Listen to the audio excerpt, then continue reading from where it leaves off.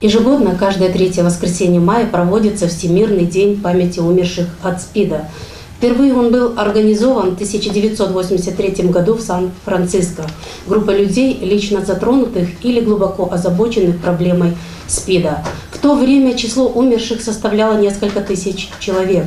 С тех пор в этот день миллионы людей во всех странах мира организуют различные мероприятия для того, чтобы почтить память умерших и дать возможность живым задуматься о том, что эпидемия СПИДа может коснуться каждого из нас. Вспомнить тех, кого унесла эпидемия, поддержать людей, живущих с ВИЧ-СПИДом, их друзей и близких, обратить внимание общества и правительства на проблему – таковы были основные задачи Дня памяти. Не изменились они и сегодня, и 18 мая в Камрате также была организована акция на данную тему общественной организации «Бияз Гюль» и автопробег, организованный общественной организацией «Инициатива Позитива».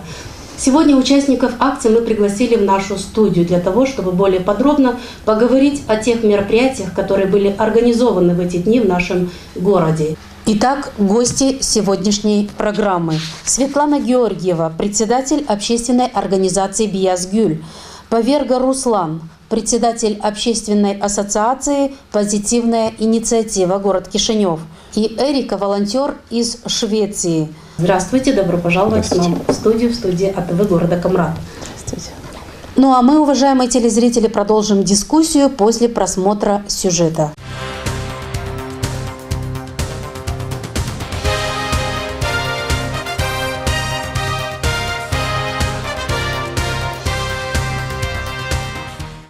В День памяти умерших от ВИЧ-СПИДа в Камрате была проведена акция волонтерами общественной организации «Бияз Гюль». На центральной площади были проведены игры для детей и конкурсы рисунков на асфальте. Была установлена палатка для проведения экспресс-тестирования. В течение этого дня мы всех добровольных, кто хочет тестироваться на ВИЧ, бесплатно, анонимно, абсолютно человек приходит к нам в так импровизированное такое помещение, не называя свои данные.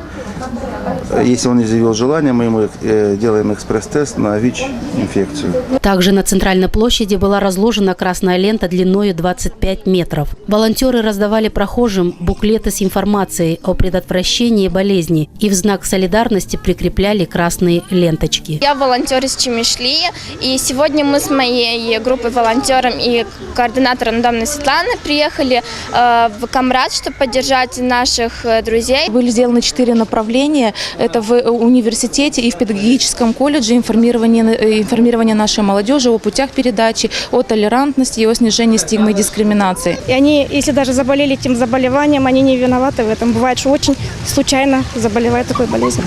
Оно связано с тем, что молодежь ведет неразборчивую половую жизнь. В этот же день общественной ассоциацией «Позитивная инициатива» города Кишинева был организован автопробег по Молдове ради жизни. 10 автомобилей, украшенные флагами символа Дня памяти, остановились в Камрате. Встречали их начальник Главного управления здравоохранения и социальной защиты АТО Гагаузии Иван Виеру и коллеги общественной организации «Бияз Гюль».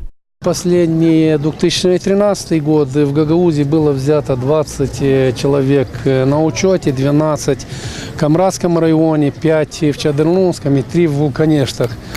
Так что сказать, что у нас слишком большое население для того, чтобы мы имели ежегодно по 20 человек, это достаточно на наших 160 тысяч. Основная проблема на сегодняшний день – люди, живущие с ВИЧ, они скрывают свой статус.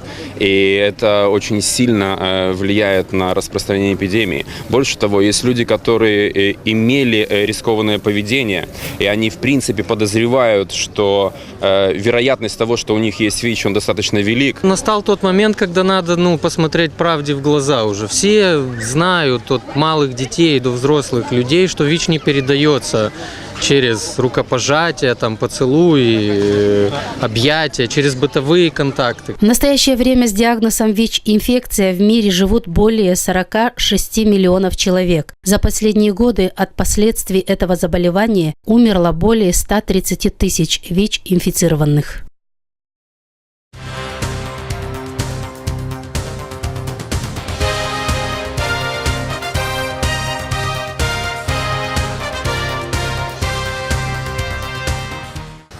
Итак, вы не первый год, Светлана, проводите подобные акции, организуете у нас в городе эти автопробеги, наверное, и по всей Молдове организованы они были, да?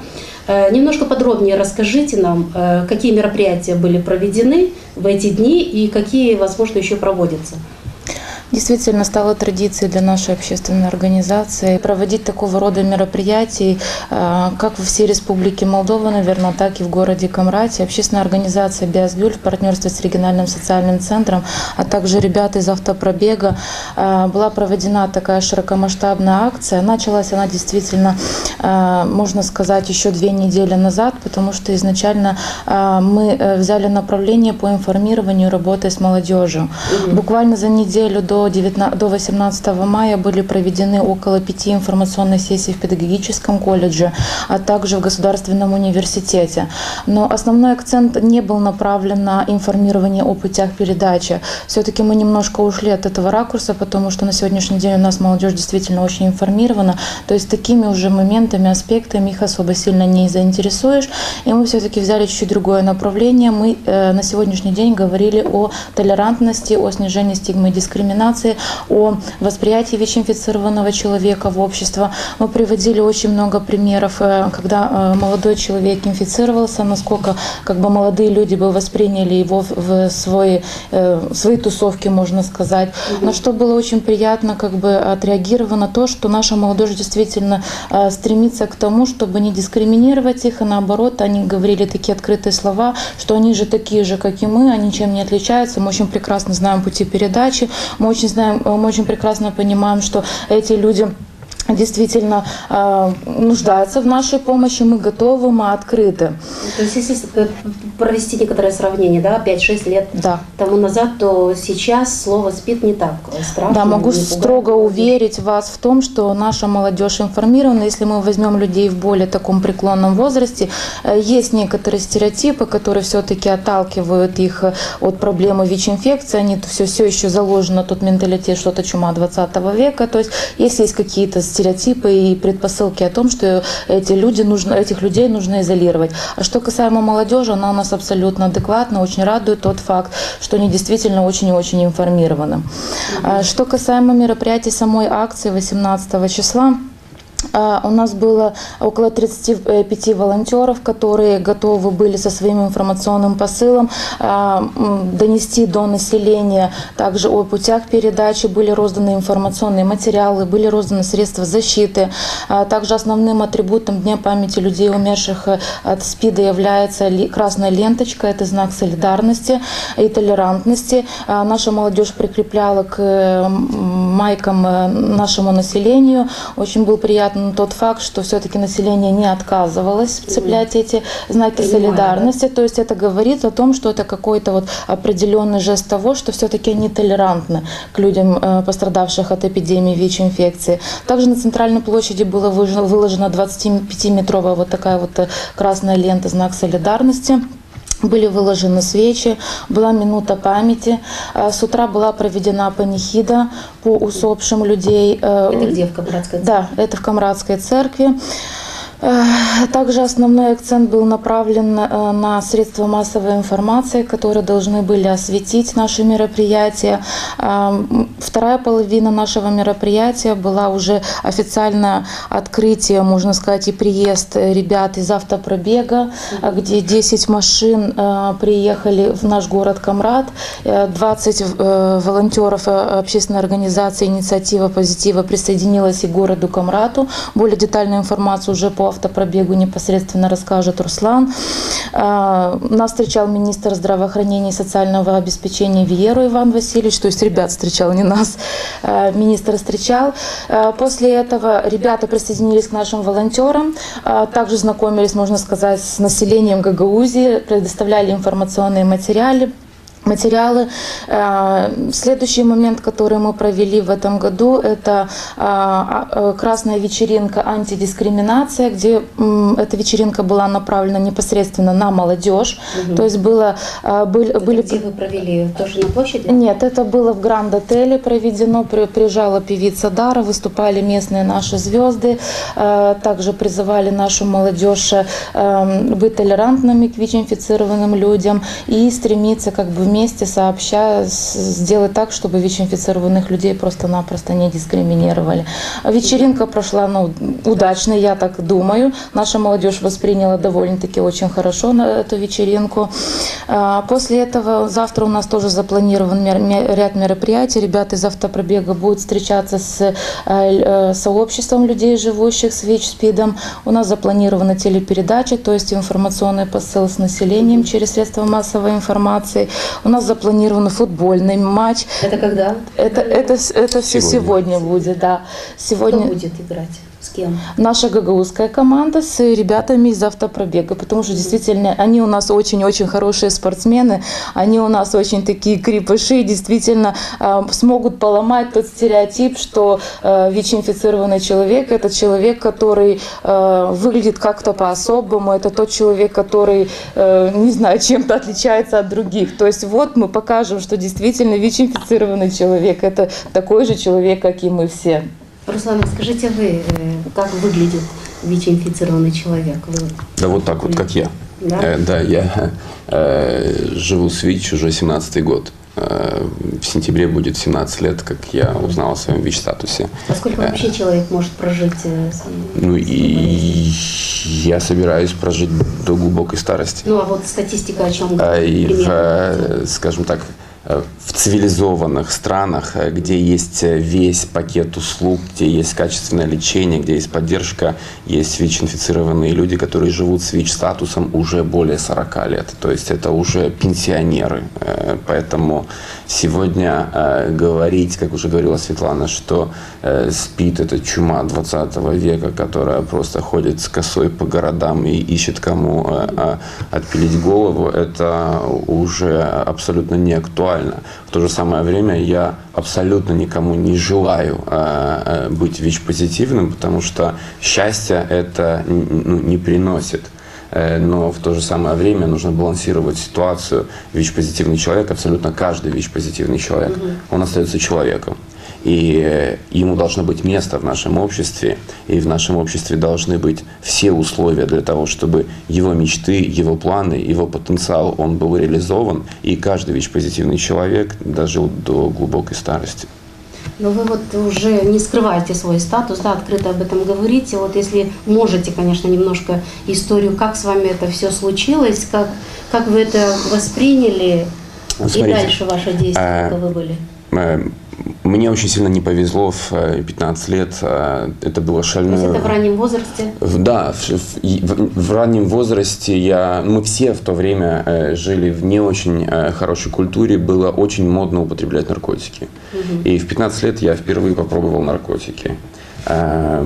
Потом, спустя годы, так вот по иронии судьбы, случилось, что в день своего рождения я проходил мимо наркологического учреждения и решил, дай-ка я зайду и узнаю о результатах анализа, которые я какое-то время там назад сдавал.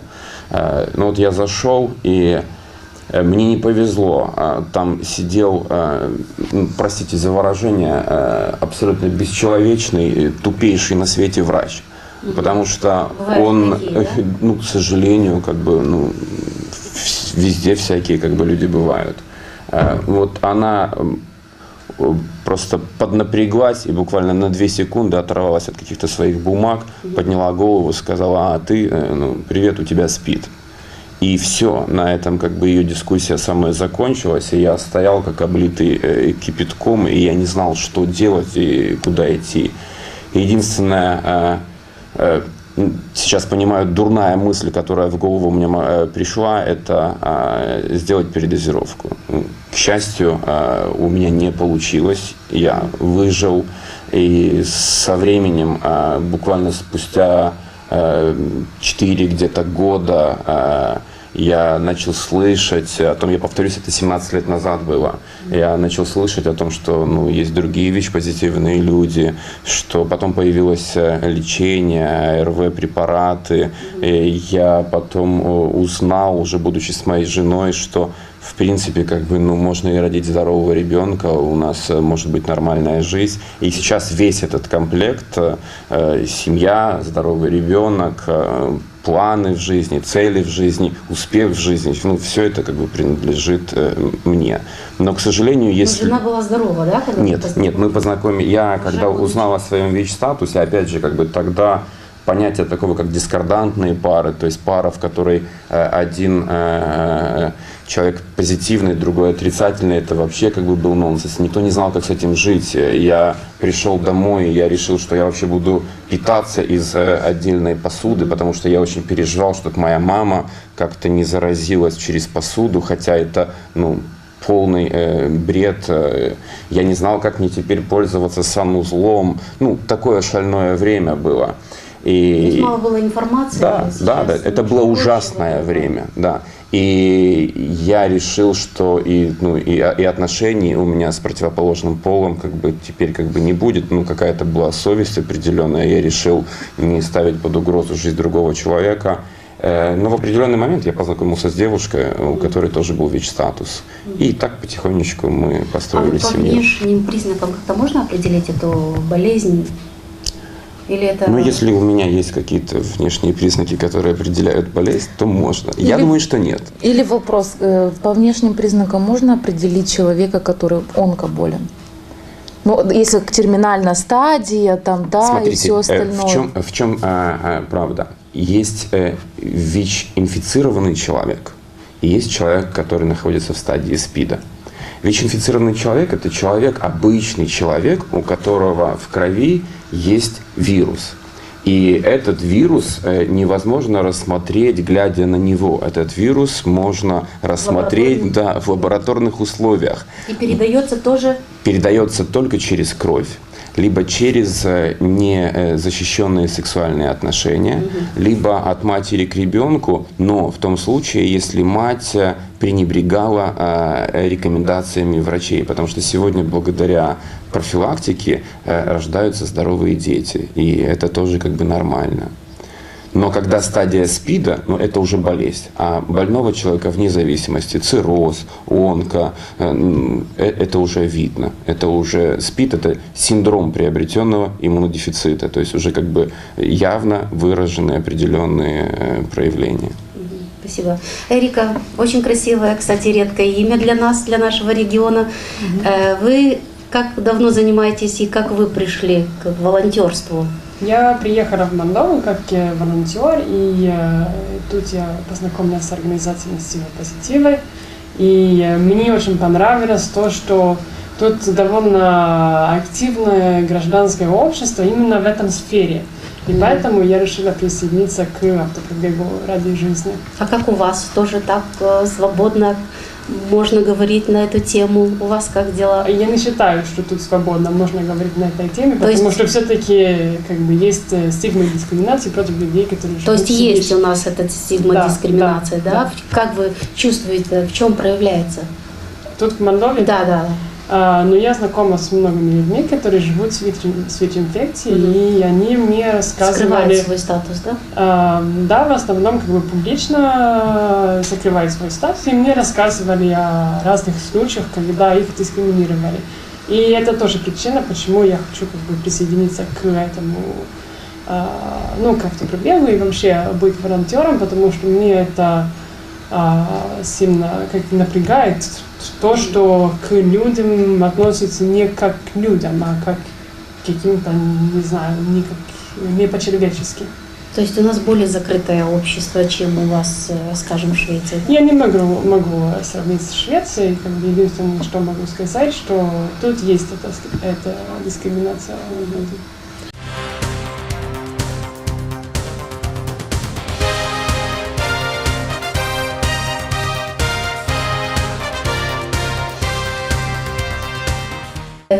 Чуть-чуть расскажите, как вы проводили автопробег. Во-первых, автопробег ради жизни, он уже 4-й раз мы его проводим.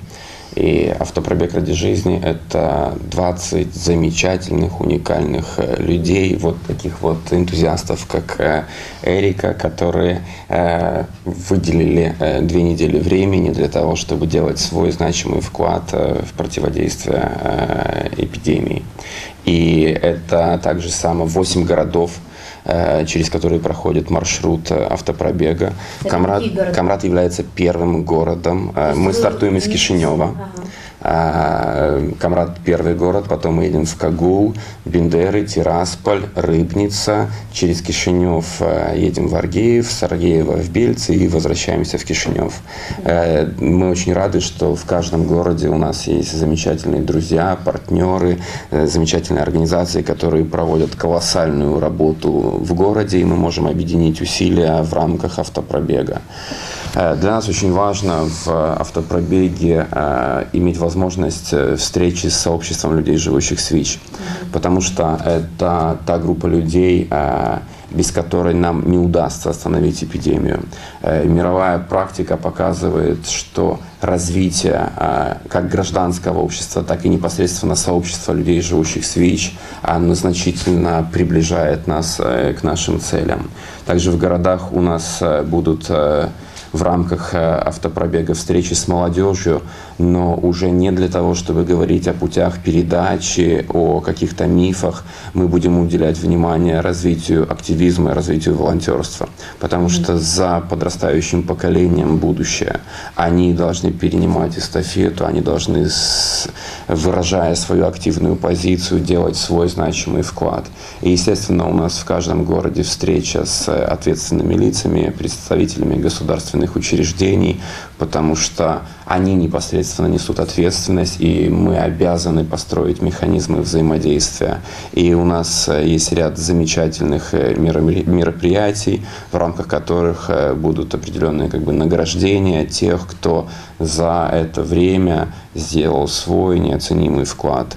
В каждом городе, также пользуясь возможностью за этих 2-3 дня, пока мы будем в городах, мы проводим максимально такую массовую акцию, которая направлена на то, чтобы каждый житель города, в который мы приезжаем, он знал, слышал, что есть такая компания, есть такая проблема, как ВИЧ-СПИД, он получил достоверную информацию и, возможно, немножечко приблизился к тому, чтобы по-человечески относиться к людям, живущим с ВИЧ. Вот как-то такой большой план, это будет длиться 12 дней.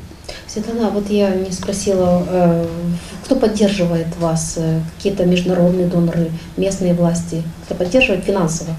Начнем с того, что, во-первых, все сообщество и гражданское общество, которое занимается проблемой ВИЧ-инфекции, оно финансируется со стороны глобального фонда. То есть это международный фонд, который предоставляет финансовые средства в Республику Молдову, как на психосоциальную поддержку, так и, как и говорил Руслан, на закупку антиретровирусной терапии.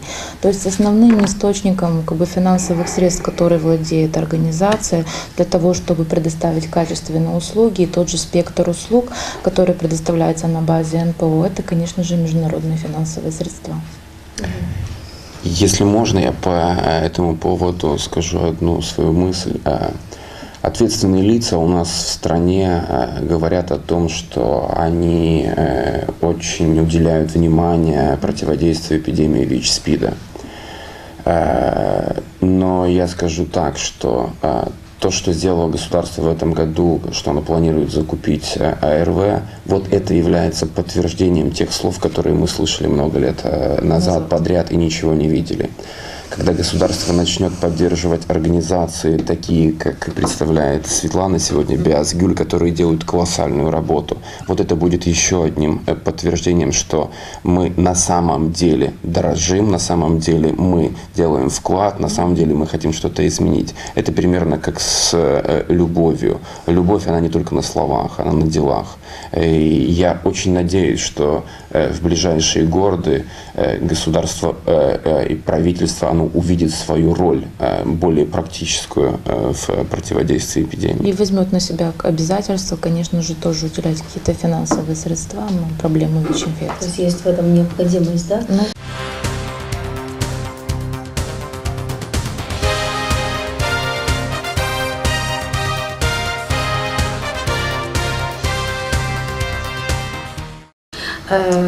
Скажите, вот вы говорили о том, что в День памяти вы прикрепляете вот эти красные ленточки, да? Что означает эта ленточка, почему в красный цвет? Вот, заинтересовало меня. Наверное, чуть-чуть нужно тоже углубиться в историю. Во-первых, начнем с того, что красная ленточка – это символизирует знак толерантности. То есть, что мы толерантны к ВИЧ-инфицированным людям. Почему красного цвета? По-моему, я где-то вычитала в интернет-ресурсах о том, что в 1918, по-моему, году была такая семья, которая ждала свою дочку из армии. И получается, что они уже думали, что она умерла, и уже потеряли надежду о том, что она все-таки жива. И тогда у них родилась идея желтого цвета, такой знак солидарности прикреплять.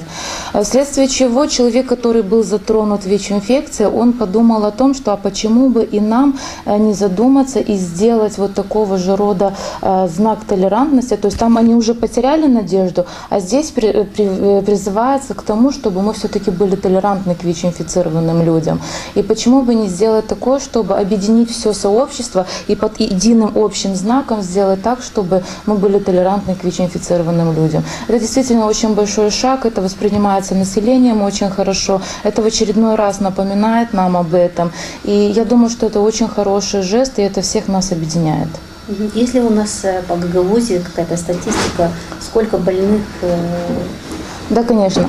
В Гагаузии у нас официально зарегистрировано 86 человек. За последний 2013 по сегодняшний день у нас было зарегистрировано, по-моему, 18 человек. Но мы не должны забывать, что это всего лишь официальная статистика, и мы можем смело умножить эту цифру на 2, а то и на 3 раза, и тогда мы будем видеть четкую ситуацию. Есть невыявленные? Есть люди, которые не сдают анализы на ВИЧ-СПИД, они просто-напросто не знают о своем диагнозе, и чаще всего мы сталкиваемся с такой тенденцией. Очень сложно говорить об этом, очень сложно констатировать тот факт, что мы выявляем людей на стадии СПИДа. И действительно сложно работать с этими людьми, когда у них иммунитет составляет 2-3 клетки, то есть из этого состояния намного сложнее вывести человека, нежели когда у него нормальный иммунитет. И чаще всего мы сейчас начали выявлять такую тенденцию, что мы чаще всего видим женщин, потому что у нас на сегодняшний день мамочки, которые становятся на учет, они обязательно должны сдавать анализы на ВИЧ-инфекцию. И очень сложно, очень хорошо, когда это на ранних стадиях происходит, потому что есть медицинские манипуляции, как и Руслан говорил, что можно предотвратить заражение ребенка. А когда наши мамочки, которые не очень ответственны, несут и за свое здоровье, ответственность за здоровье ребенка, и на поздних стадиях становятся на учет, мы узнаем, что она не принимает антиретровирусную терапию, и тогда есть вероятность того, что ребеночек может родиться ВИЧ-инфицированным. И очень сложно работать с этими мамочками, потому что, во-первых, они в положении, во-вторых, начнем с того, что они недопонимают статуса ВИЧ-инфекции, и действительно очень сложно работать с этим. Но мы стараемся всеми усилиями, всеми направлениями, нашими возможностями сделать так, чтобы промотивировать и добиться того результата, чтобы ребеночек все-таки был здоров. А вы вчера проводили тестирование, да, на площади? Были какие-то результаты или как это у вас происходит? Да, было проведено 45 тестов, но все отрицательные. В прошлом году мы провели 37, у нас было 2 положительных человека. В этом году плохо ли это или хорошо, мы не знаем. Но у нас из 45 тестов ни одного положительного теста не было. То есть в последнее время у нас не так часто выявляется, да? Или не обращаются, или... Не в том, что не так часто. На самом деле юг Республики Молдова, если честно, занимает, можно такое сказать, более мягкое, не знаю, как назвать, даже не направление, по отношению к Кишиневу, к Бельцам по выявляемости. Это говорит, может быть, о том, что мало людей у нас ВИЧ-инфицируются, хотя это смех. Конечно же, скорее всего, у нас немножко структура не очень хорошо работает. Где-то менталитет людей еще не до конца допонимает, что нужно хотя бы раз в полгода сдавать анализы на ВИЧ-СПИД. Где-то у нас кабинеты ДКТ не очень хорошо работают. Разные факторы могут быть. То есть они могут могу сейчас строго утверждать, что вот у нас это не происходит, потому что нету раз, два, три, четыре. Вот мы имеем, что имеем, как говорится, и вот мы констатируем тот факт. Но мы стремимся как бы во всех тех направлениях, которые мы предполагаем, что что-то неправильно идет, изменить что-то, что в наших силах, по крайней мере.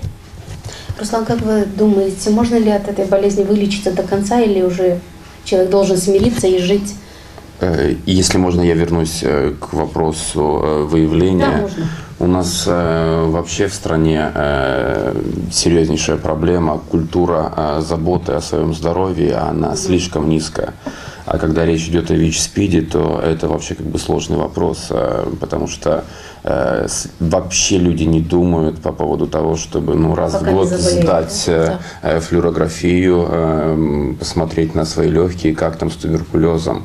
У нас мало кто думает по поводу того, что, слушайте, как бы можно в принципе как бы сдать анализы и предотвратить развитие онкозаболевания. Если, не дай бог, оно есть на ранней стадии, его можно выявить и быстренько как бы вылечить. Любую и так болезнь, же самое, наверное, можно на ранней стадии. Да. А когда речь идет о ВИЧ-инфекции, то здесь это шаблонное мышление у людей. СПИД и я, как бы, причем здесь? Это же кто? Как бы гомосексуалисты, наркоманы, извините, как бы, что используют такой сленг, проститутки. Но, по сути, это уже давно далеко не так. То есть ВИЧ-инфекция, она на сегодняшний день ушла далеко в широкое население, в общество. Поэтому я думаю, что было бы очень хорошо, и мы бы приблизились к той цели, которую мы имеем. Мы бы остановили эпидемию, если бы общество думало о своем здоровье и, может быть, раз в год сдавало тест на ВИЧ. В контексте можно вылечить или нет, к сожалению, на сегодняшний день вылечить нельзя.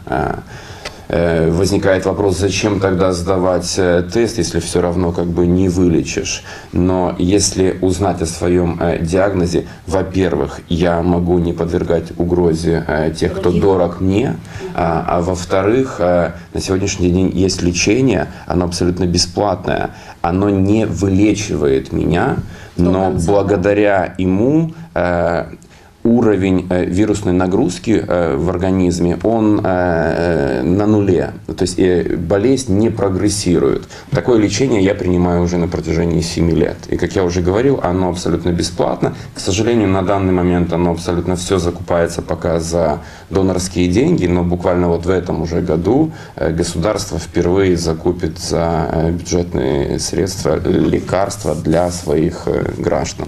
Какая болезнь страшнее, туберкулез или ВИЧ? Ой, да, вы знаете, как бы в моей семье был, знаете, как я столкнулся и с гепатитом, и с туберкулезом, и с ВИЧ. И умирают люди и от гепатита, от цирроза, умирают от туберкулеза, умирают от ВИЧ. Я думаю, что самое страшное, что связано с ВИЧ, это мифы и предрассудки, которые имеют место быть вокруг этого заболевания.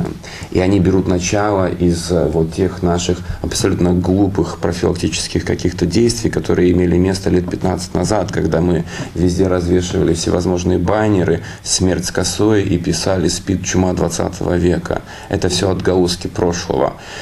Страшна та болезнь, которой не уделяется внимания. Вот именно по этой причине на сегодняшний день, пока мы в силах остановить эпидемию не очень дорогой ценой, мы делаем все возможное, чтобы все-таки добиться этой цели.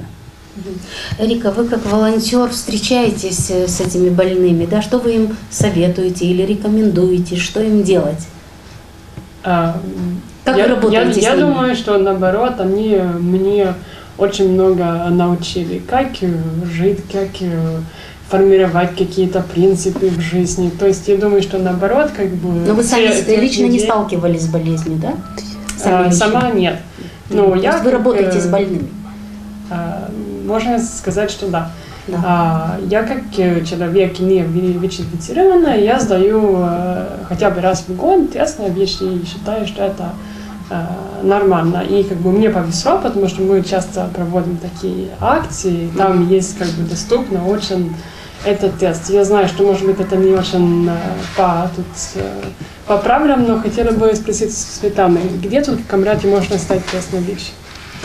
Если мы будем говорить о экспресс-тестировании, то эта услуга довольно-таки недавно внедрилась, можно сказать, в деятельность нашей организации. Буквально с Нового года мы проводим экспресс-тестирование на базе неправительственной организации. Это в региональном социальном центре Имприуна Пентрувяца, который находится по улице Ленина, 19.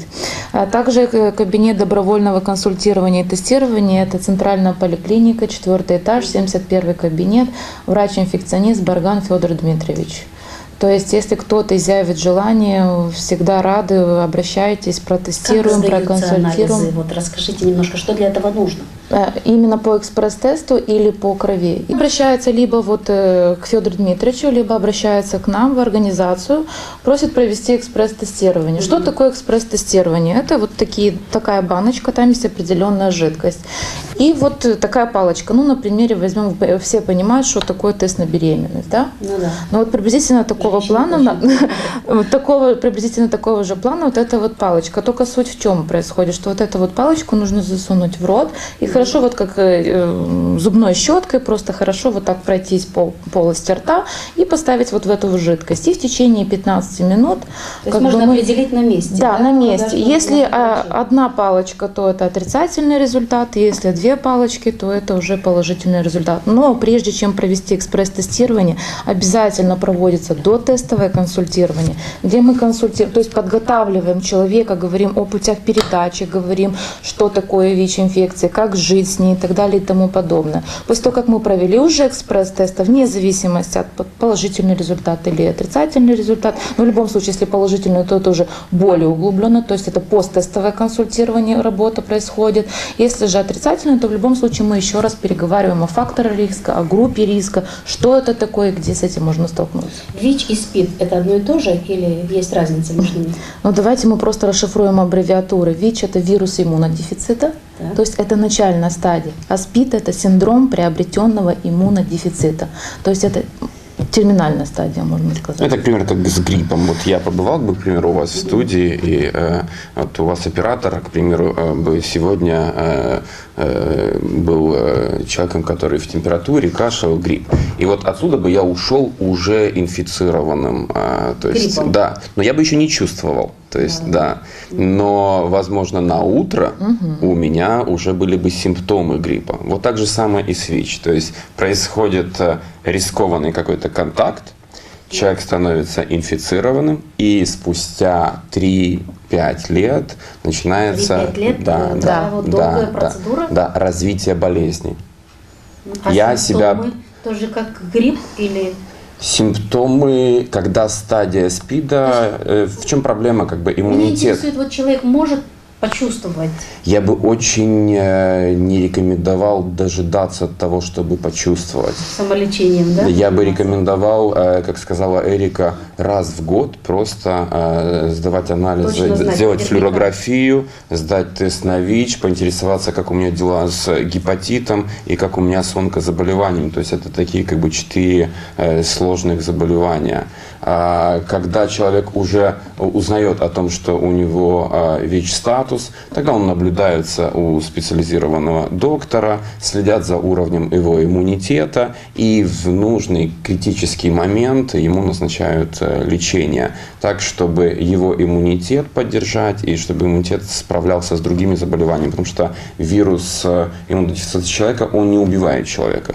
Он убивает иммунитет, что делает человека уязвимым к другим заболеваниям. Вот как предотвратить заражение ВИЧ-инфекцией? Какие ваши рекомендации? Вести здоровый образ жизни. Не попадать в группу риска.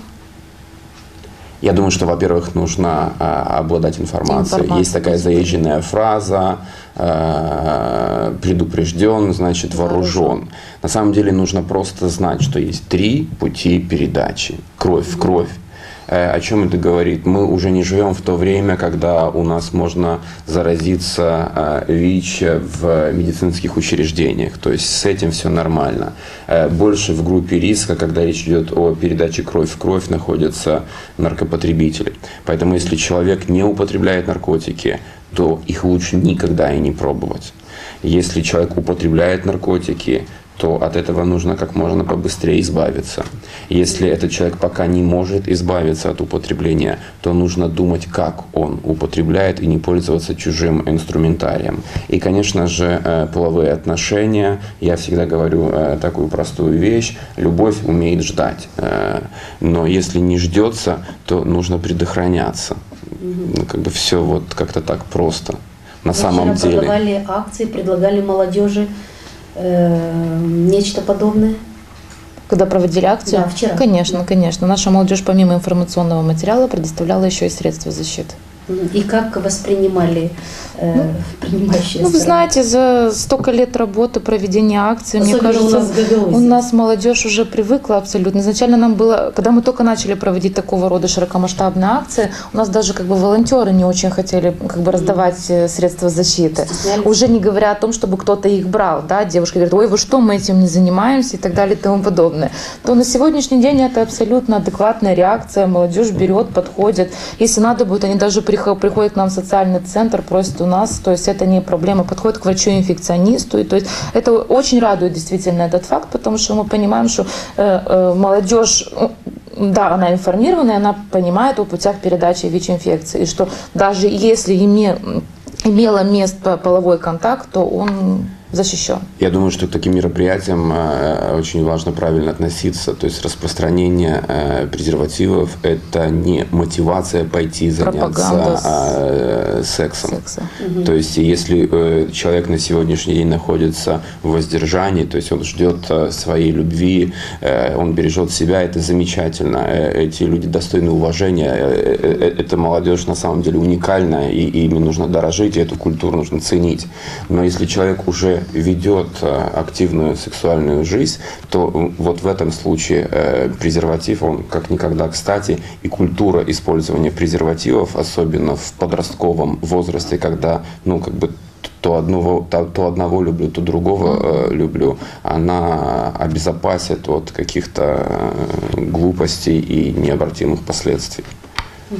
Скажите, а вот если заражение произошло половым путем, так скажем, уже открыто, и вот партнер знал о том, что болеет ВИЧ-СПИДом, вот второй может подать в суд?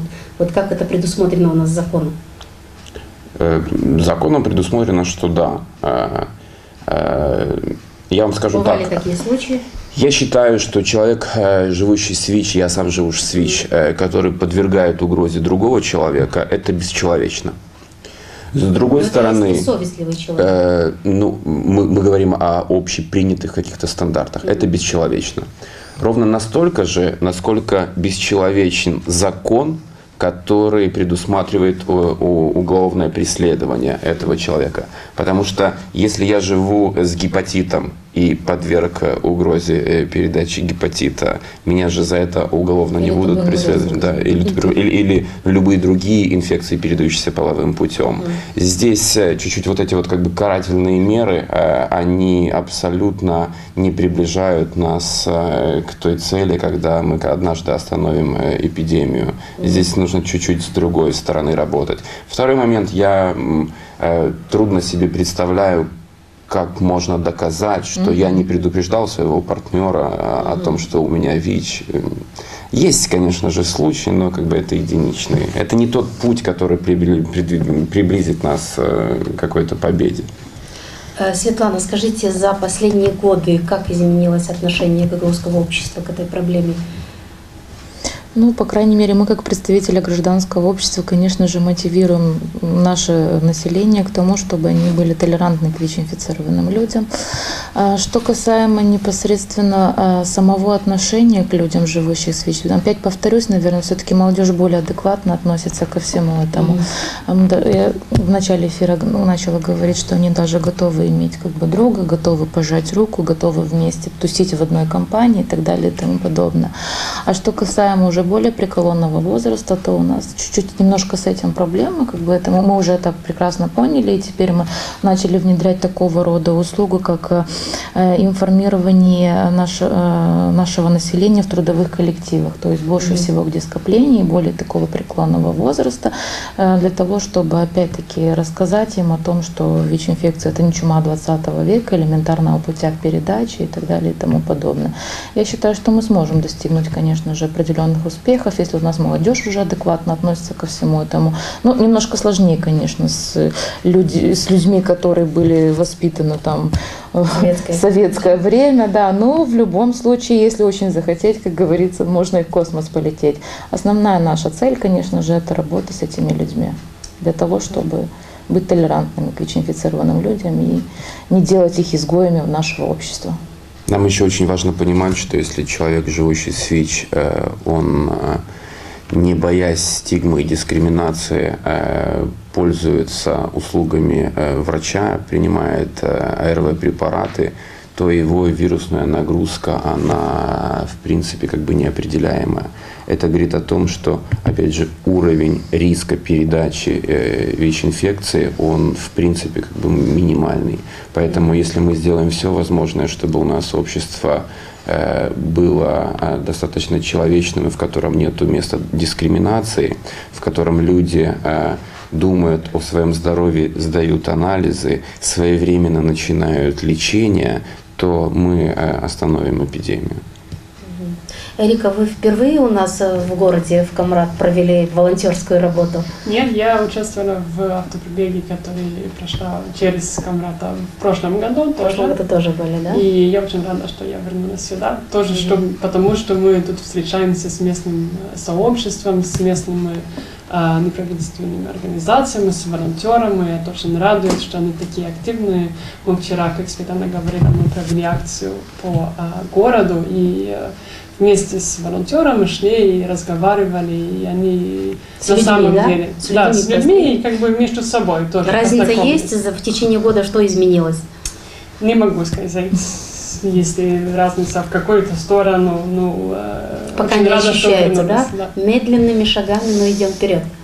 Да. Хорошо то, что вы остаетесь такими же южными, такими же гостеприимными. Вот это самое главное. Ваши последние рекомендации для наших телезрителей? Я призываю население, наверное, я банально буду в очередной раз, все-таки призываю население быть информированными. Повторюсь еще раз лозунгом, наверное, Руслана, потому что если человек информирован, значит он вооружен. И, уважаемые телезрители, пожалуйста, сдавайте анализы на ВИЧ-СПИД, контролируйте свое состояние здоровья и ведите здоровый образ жизни. Я бы обратился в первую очередь к людям, живущим с ВИЧ, которые пытаются за закрытыми дверями в своих собственных квартирах в одиночку бороться с этой проблемой.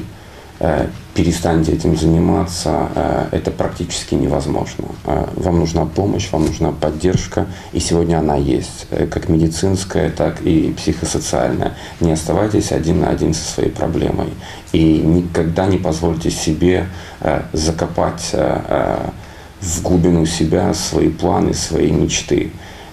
Очень хотелось бы, чтобы общество в целом никогда не забывало, что люди, они остаются людьми вне зависимости от своих диагнозов. Поэтому, если мы говорим сегодня о ВИЧ-СПИДе, я как человек ВИЧ-позитивный, от лица всех ВИЧ-позитивных, очень прошу, проявляйте свою человечность и относитесь по-человечески к тем людям, которые сегодня живут с ВИЧ. И государство, пожалуйста, выполните свое обещание. Сделайте так, чтобы эпидемия перестала распространяться в этой стране. Сделайте все для того, чтобы люди, живущие с ВИЧ, дожили до глубокой старости. Эрика, ваши рекомендации есть как волонтера? Да, я бы сказала, если человек уже сделан раз в год тест на ВИЧ, и он открыто и толерантно относится к всем людям, не важно какой у них статус, то он может делать и больше, то есть присоединиться к этим местным замечательным организациям, которые есть в Камраде, которые работают с этой проблемой, то есть стать волонтером, помочь им, и этим же образом, я думаю, что они помогут себе. Наверное, необходимо каждому из нас осознать угрозу СПИДа и пересмотреть свое поведение и отношение к этой болезни. Здоровый образ жизни должен стать нормой для каждого человека, и тогда риск заражения ВИЧ-инфекцией можно будет свести к минимуму. Я благодарю участников сегодняшней программы. Напомню, что мы дискутировали на тему «Память погибшим от ВИЧ». В гостях у нас в студии были Светлана Георгиева, председатель ассоциации «Биязгюль», Поверга Руслан, председатель ассоциации города Кишинева «Инициативная позитива», и Эрика, волонтер из Швеции, также волонтер инициативной группы «Позитивная инициатива». В студии работала Елизавета Ротарь. Спасибо за внимание.